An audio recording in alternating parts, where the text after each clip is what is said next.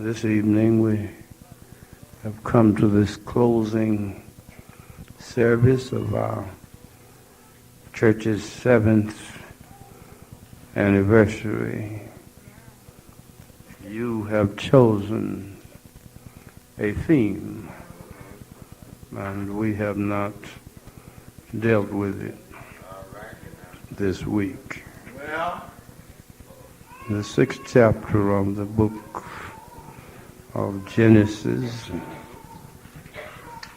I'm just going to read 12 through 14. We have these words, "And God looked upon the earth, and behold, it was corrupt, for all flesh had corrupted his way upon the earth. And God said unto Noah, the end of all flesh is come before me, for the earth is filled with violence through them. And behold, I will destroy them with the earth. Make thee an ark of gopher wood. Rooms shalt thou make in the ark, and shalt pitch it within and without with pitch." All right. The Lord looked upon the earth. The Lord looked upon the earth. This is the earth that he had created. This is the earth that he made. This is the earth that he had already looked at and said, it is good. Already looked at it before. This wasn't the first time the Lord looked at the earth. For at the beginning, when he did all of his creative activity, he looked at everything that he had made and said it's good. Well then, here we have the Lord looking at the earth and finding it not so good. Something must have happened since the first chapter of Genesis.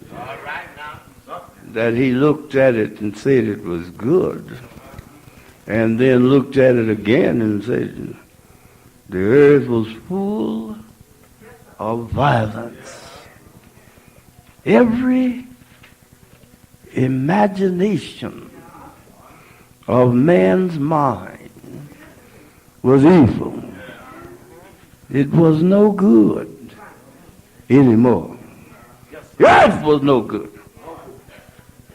Well, now, I don't know what happened that the earth was no good. Because after all, I don't think that the earth did anything that would cause it to not be good in the sight of God. I don't see anything corrupt about the earth. But you see, when God gave man dominion over the earth, man then became the one responsible for the earth. And if man is good, then the earth is good. But if man is corrupt, then the earth is corrupt. God cursed the ground not because the ground had done anything. No, ground hadn't done anything. Cursed the ground for man's sake, because of the evil that is in the hearts, that is to say, the minds of people. The only evil anywhere in the earth is in us. I say the only evil anywhere is in us. Ain't no evil anywhere else in the world. Huh? Amen. It ain't no evil cats. There's no evil dogs, cows, chickens. I know sometimes we have some around us we think are evil. Cause easy. Oh, that's a mean one there. But no. It's not that. What it is man. Man is the most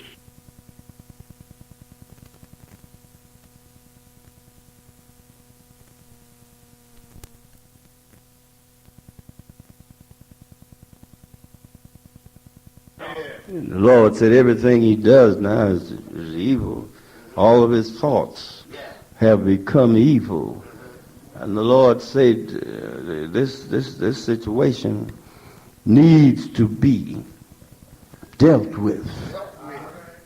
Well, there was no boy out there by the name of Noah. And he, out of all those people, that whole society, there was just one fellow who believed in God. A whole lot of us think, a lot of folk don't believe in it. That's right. There was just one that believed in God. And since he did have just this one man that believed in God, the Lord gave him an assignment. He called him to preach. Sometimes you wonder if the God loves you or he hates you when he gives you certain assignments. He called him to preach. That wasn't the most complimentary thing that God could have done. He called him to preach. Now, wait a minute. He didn't just call him to preach. He called him to preach in a society where nobody wanted to hear preaching. Nobody wanted to hear preaching. Here this man out there preaching. Nobody wanted to hear preaching. Oh, my God. Even his own family didn't go to church. He's out there preaching. And that's not the worst part of it. Not only did he call him to preach, not only did he send him to people that didn't want to hear preaching, but he let him preach 120 years. Some of us talking about, I've been on this field for 30 years, 40 years, 50 years, 120 years. Huh? He didn't even get a church organized in 120 years. Huh? We talking about how we organized 106 members in this church. This man didn't get anybody in 120 years. He didn't get anybody into the church. 120 years. Still preaching. Little children would come home, and their great-grandfolk would be sitting there. The little boy would come in and says, man down there on the corner preaching, and he said, we need to do something because it's going to be a terrible thing to happen. And this old man sitting there with his beard, sitting on his beard, said, was his name Noah?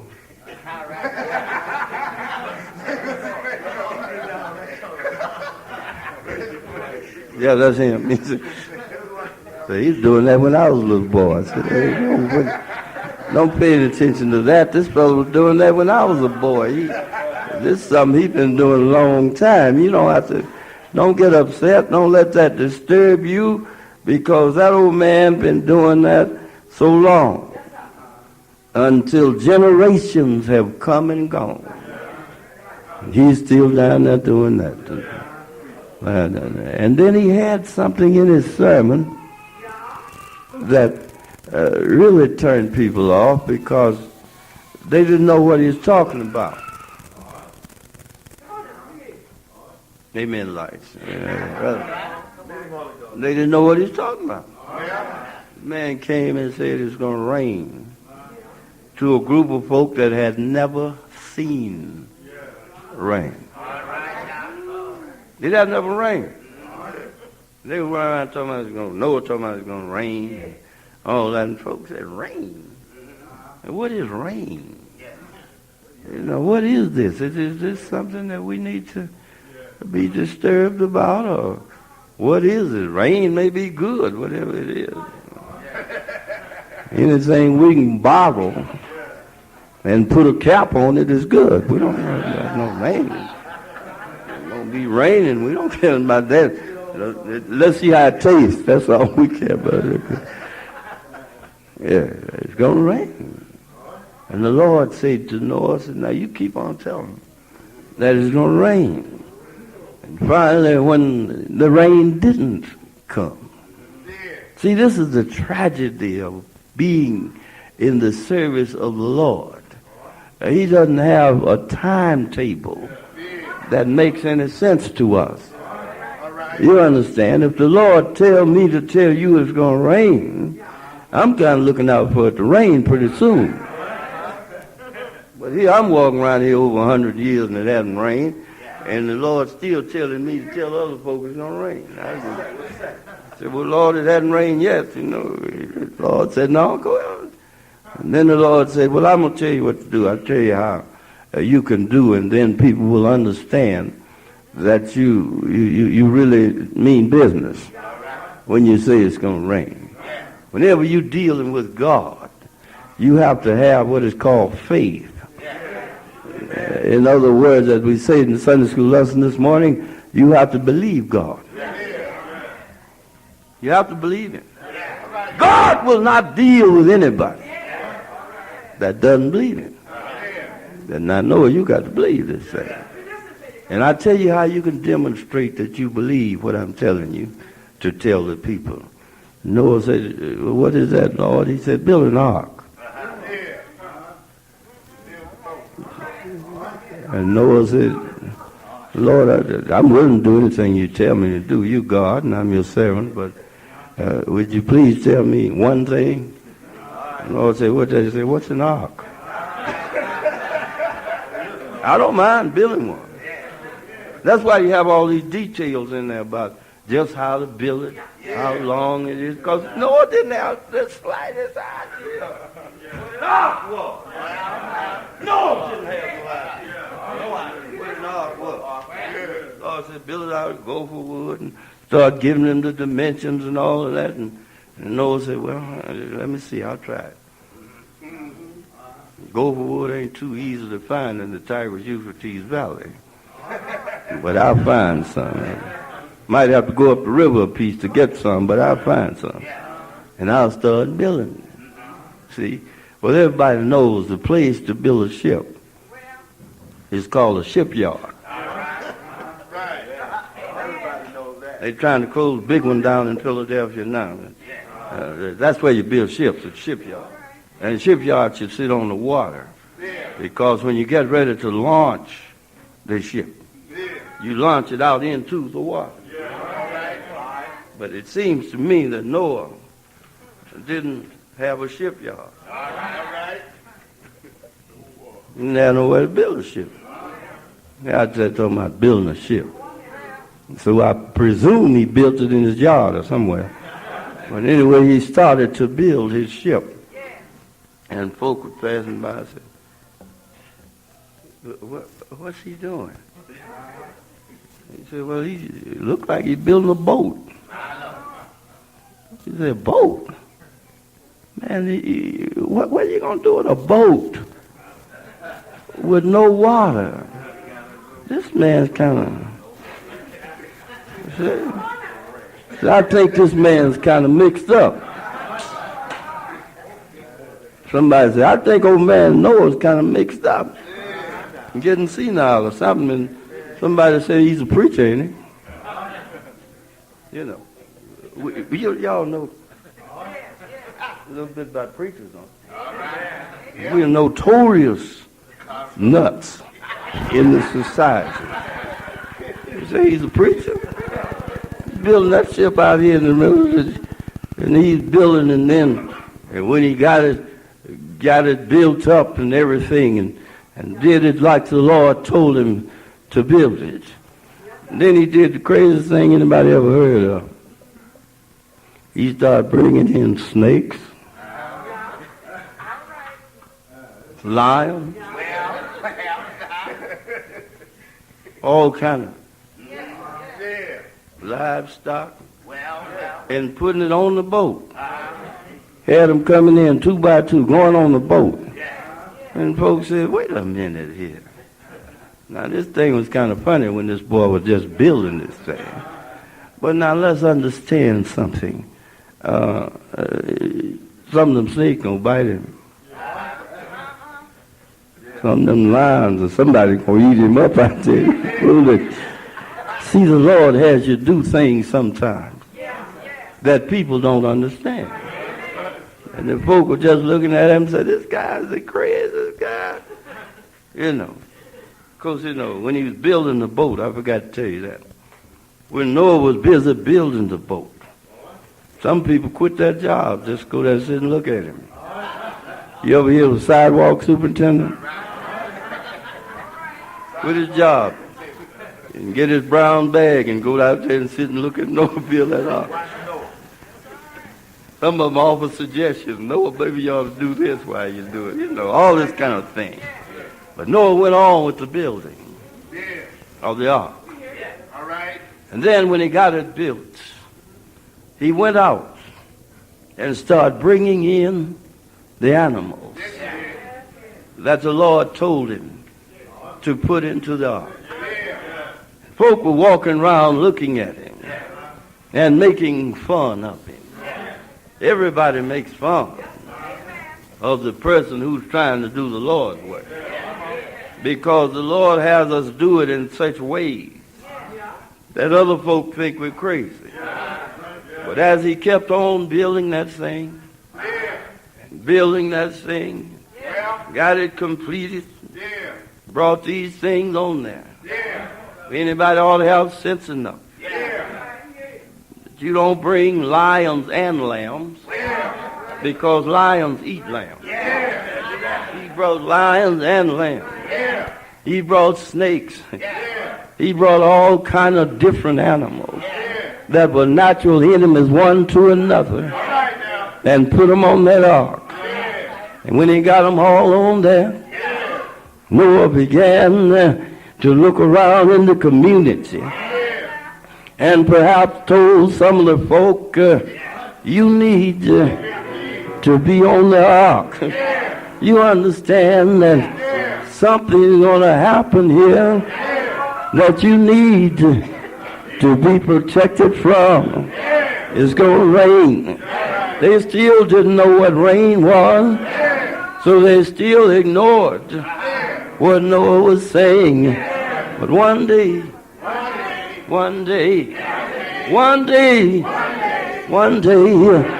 drops began to fall from the sky.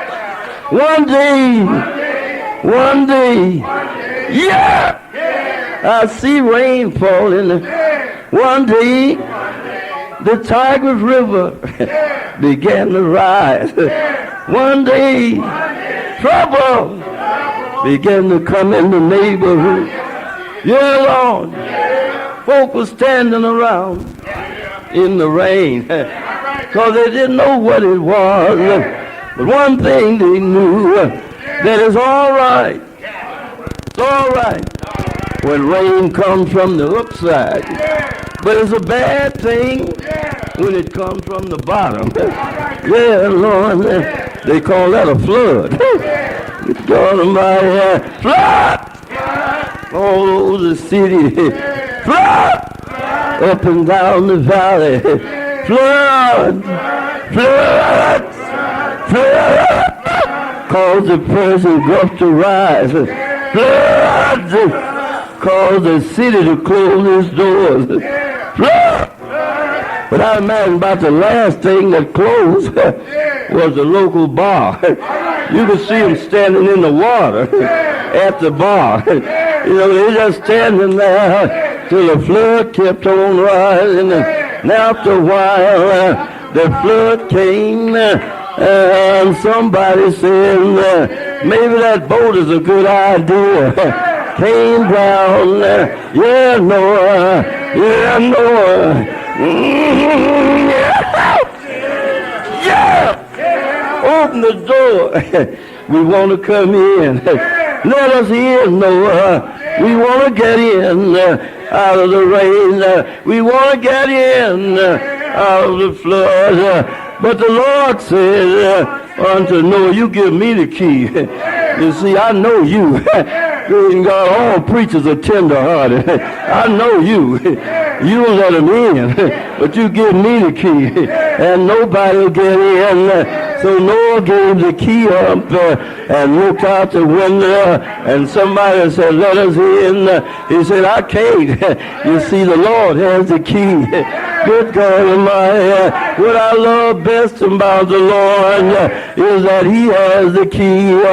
I don't care what the situation is, he has the key. I don't care what the circumstances are, he has the key.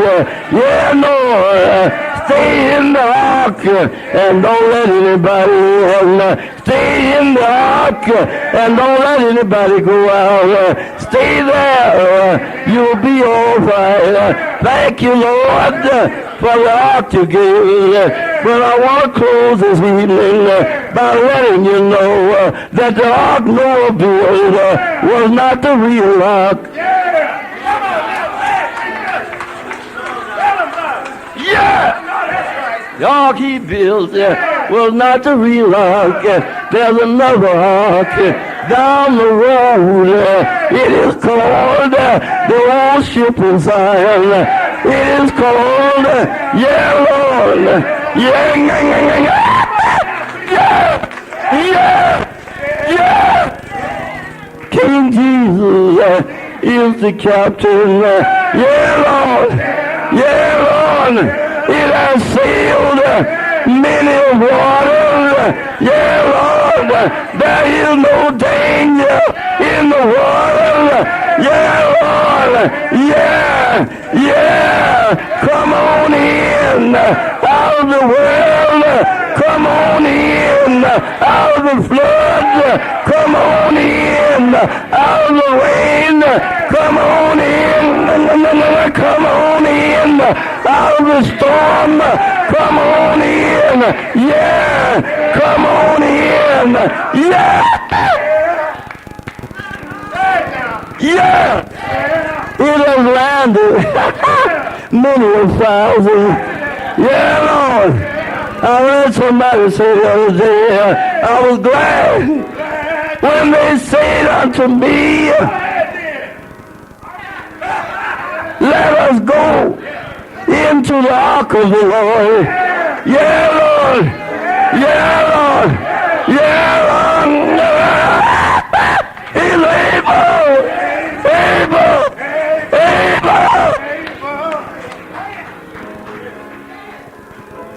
There's a real ark. It'll take you across the Jordan. It'll land you safely on Canaan's side. There is an ark that you need to be on that will make you safe as you sail through life. Storms may rage, floods may rise. Yeah, Lord, rain may fall, but the ark of the Lord, ship of Zion, is a safe vessel. No leaks in it, no problems with it. Let the storm rage, let the rain fall, let the wind blow, let the billow roll. Yeah, he's able. The invitations extend.